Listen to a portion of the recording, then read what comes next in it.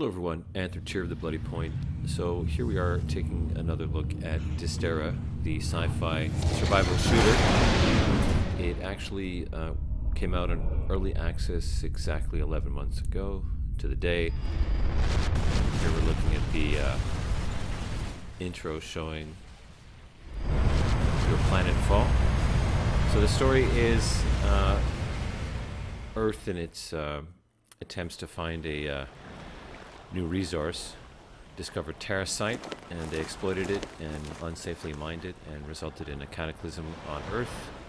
Earth citizens escaped to orbit, and many years later they are running out of terracite, which is used to power all of their technology and their systems and their infrastructure.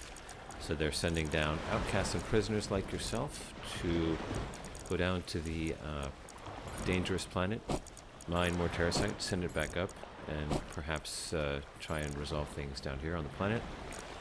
So you can see that I've started with some items. There are two elements to this. First is that when you start now, versus how it was in first release, you actually do have some items. Previously you did not, except for some basic things. Secondly, there's a bug involved here. This playthrough is actually following an escape of the planet. The way the wipe cycle works is that it's up for a certain number of days. You can add or remove days to that time by doing certain things on the planet. At the end, you can escape the planet by getting to a particular location, getting into an escape rocket. I did that, and there was a bug where I somehow acquired and retained items from another player. The game is still in development. It is actually receiving updates even very recently, about a week ago. But there are some bugs, of course. It's still in early access. So what you see is I do have items which I normally wouldn't have, but they're not overpowering and it's not a huge deal. So the game has multiple avenues of progression. So I should mention, you notice that I have a robot arm. Your character has a robot arm, which is part of the progression. You can upgrade the various skills associated with it that are used via the arm. You can see that I was harvesting there, and some of the skills are associated with resources. You can increase the yield, you can decrease the time it takes to harvest the nodes, and so on. You also have survival-based skills, and you have combat skills. Combat skills, pretty straightforward. The survival ones often are related to various conditions you can get, such as resistance to bleeding or radiation or cold, etc. This progression, you notice I've only harvested just a couple nodes, and you can see the bar above the hotbar there. The white part on the left is the progression, so leveling up is pretty quick. There you go, you can see how fast it moves up. Of course, I'm level 1, so it's going to be faster, and it slows down as you increase your levels. Pretty much all activities in the game will provide you with skill. So harvesting, killing enemies, all these different things. Crafting does not, but there's enough to do that I have not found leveling to be a problem.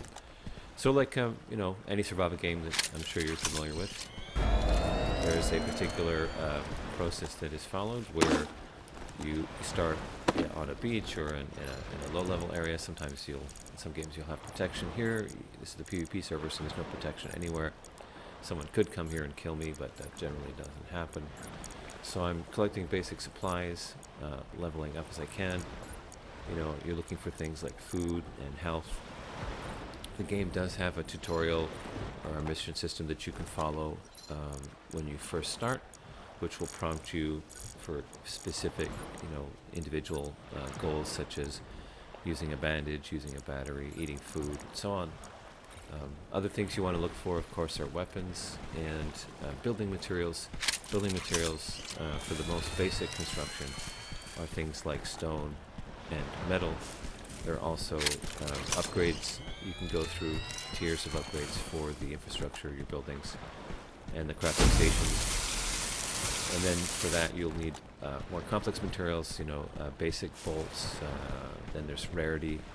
So metal will have fine metal, bolts will have fine bolts, etc. And these higher tier materials can be harvested from just the environment in its raw form, it can be refined from its cruder form using a crafting station, or you can break things down using another station, break down the components. So in the starting area, there are particular these kind of like service robots, which are the basic mobs that you get introduced to. And I tend to prefer to use melee when starting out, as opposed to my weapon if you have a weapon. Primarily because it is a PvP server, there are other people around, and you don't want to be making a lot of noise by firing off your weapon. You can hear that pretty far away. You can't craft a melee weapon, but there are multiple types, and if you're lucky, you'll get one as a drop.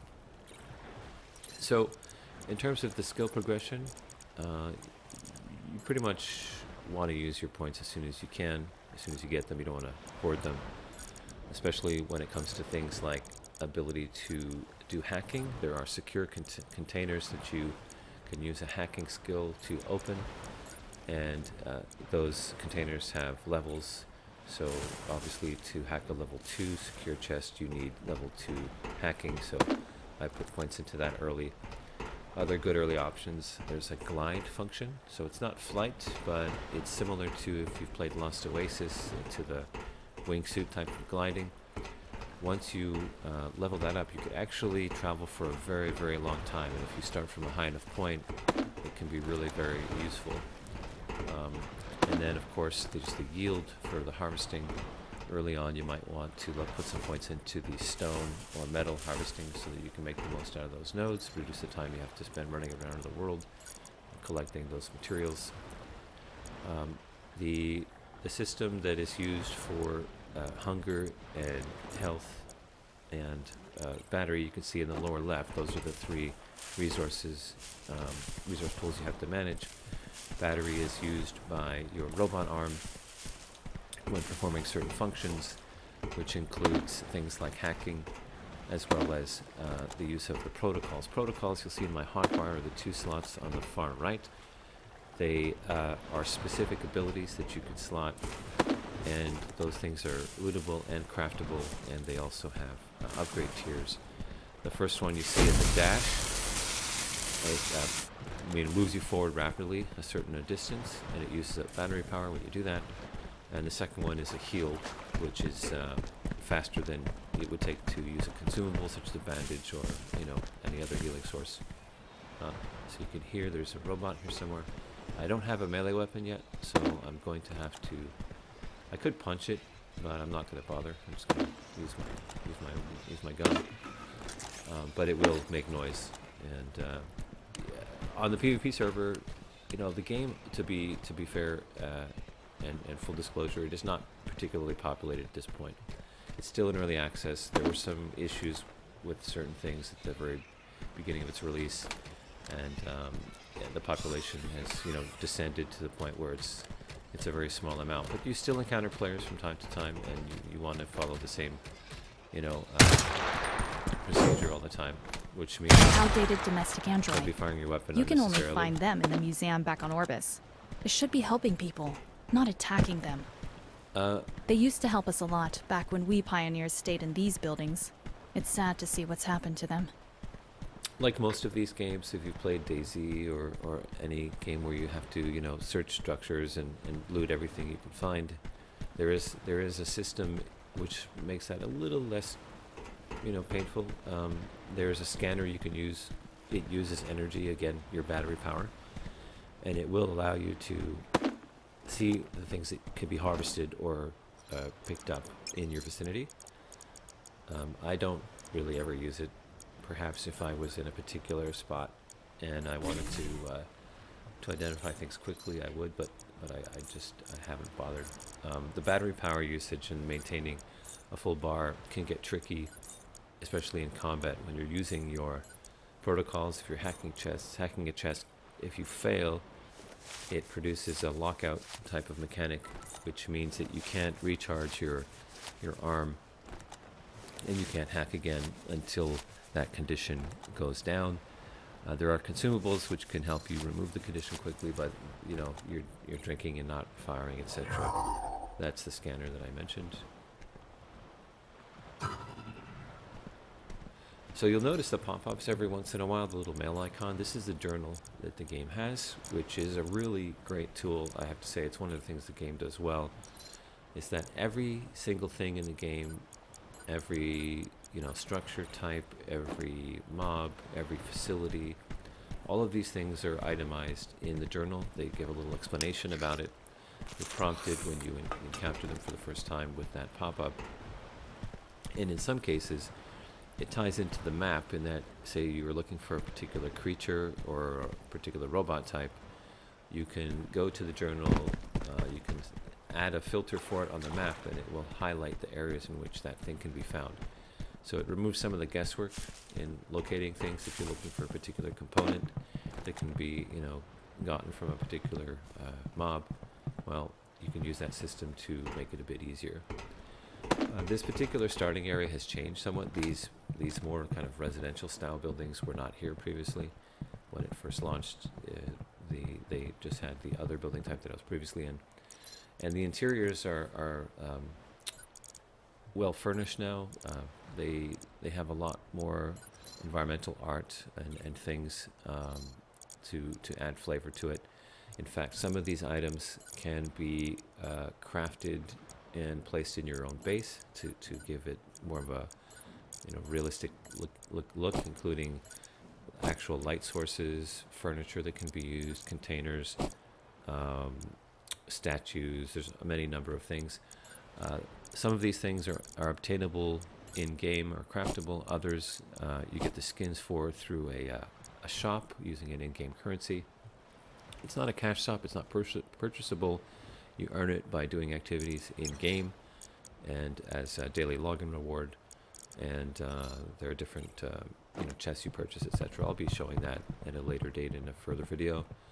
So my goal here is to gather specific materials that I'm going to need, and I'm going to want to get out of the starting area as soon as possible and move inland. I've already have a base location in mind, which I've marked on the map with a waypoint. It's a spot fairly close to the starting area, so you don't have to wander around with a full inventory and risk losing it all before having a base to store it in. But it's it's a good location, close enough to some useful points of interest that I like to build there.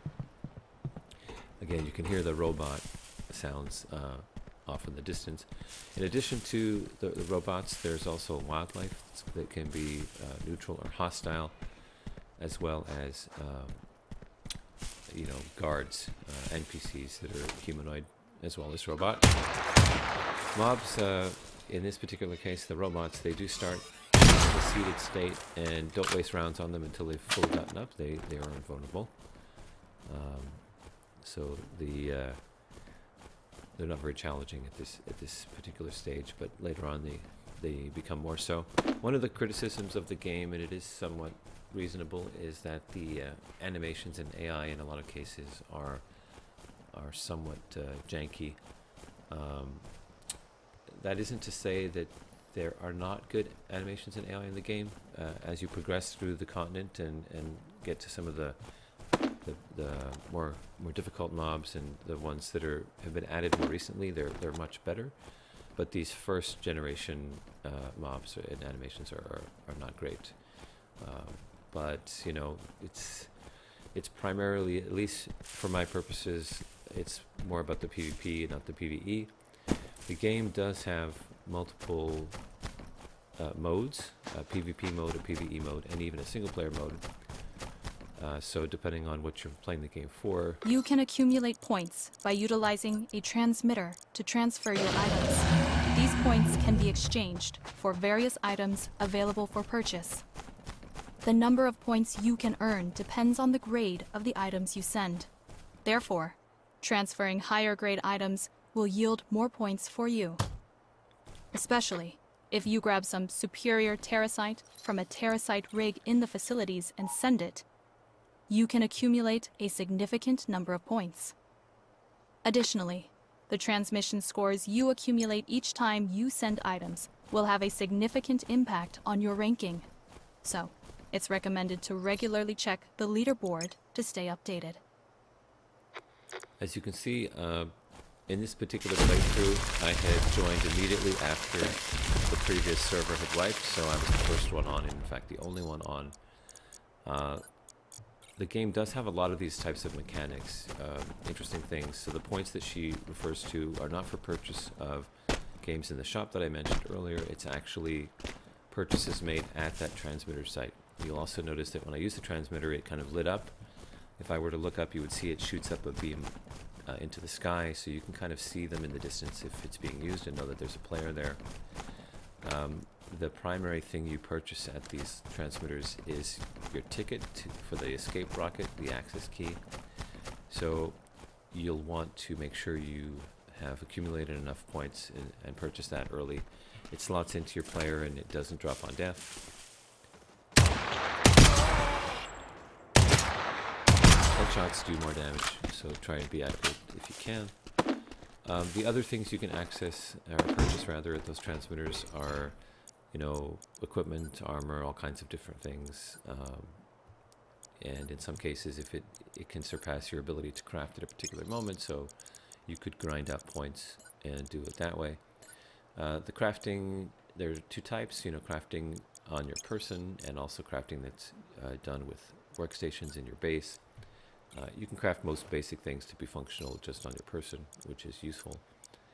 The base crafting has some progression involved in the upgrading of the crafting stations, you know, tier 1, tier 2, tier 3, and each tier unlocks more complex and higher rarity items.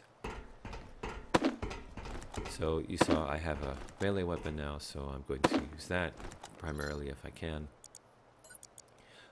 In terms of weapons, the various weapons have durability, and durability goes down as you use them. You can repair them in the field. There's a particular resource that you need to do that. You don't need a lot of it, but you do need it on your person in order to repair your weapon. You can repair it as well in your base with a station. Some items, when you repair them, it reduces their max durability, but these basic items do not seem to do that, at least not that I've noticed. These are things that are tweaked, you know, through development. The various ways these mechanics work change over time. So it being still in early access, we don't know exactly how that'll end up, but it seems to be well balanced for now. So as mentioned, you know, you do have all these different things that you can loot. Obviously, the lower tier items are found in the starting area, and you can get the higher tier items further inland. Apart from these, you know, little structures, you also have full-on facilities where different NPCs can be found. They're categorized by faction to a degree. There's the Orbits and Hyena factions, and each of them have their own unique mechanics and peculiarities, and the things you can find in each base is different. So if you're looking for a material, say for a daily mission, a little quieter, right? Looking for a material for a daily mission, you might need to go to a particular faction's base. And bases in some cases have radiation, so you need a way to mitigate that. I discussed that in another video, in the chemo chamber assault video. You can find that in the playlist as well. So you will notice that the availability of healing and food, just in terms of the lootables, is pretty high. You're not gonna. It's not like a survival game where you're gonna be struggling. It's not DayZ. You're not gonna be struggling to stay fed, or warm for that matter. Hunger is relative to your activity. So if you're doing a lot of moving, a lot of action in a base assault, for example, your hunger will go down, and you may find yourself having to eat during the operation, but it's not severe. The energy management for your battery is a little different. That's a bit more complex, but you'll see more of that later as I use more of its functions. So I'm getting to the end of the looting of the starting area. My inventory is becoming full. I'm going to want to move inland. I've chosen my base location. So in the next video, we're going to cover how you go about building your base. I don't have quite enough building resources, but I will get those soon. So see you in the next part. Thanks as always for watching. and see you in the next one.